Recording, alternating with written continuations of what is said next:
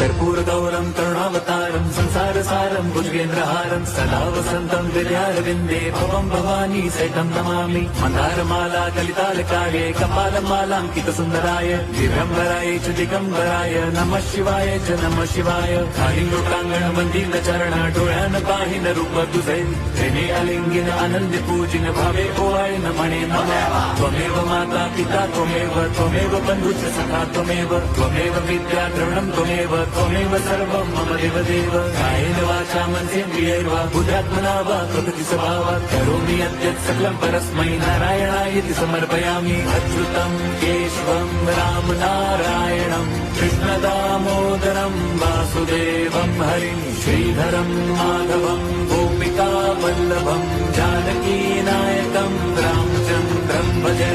Hare Ram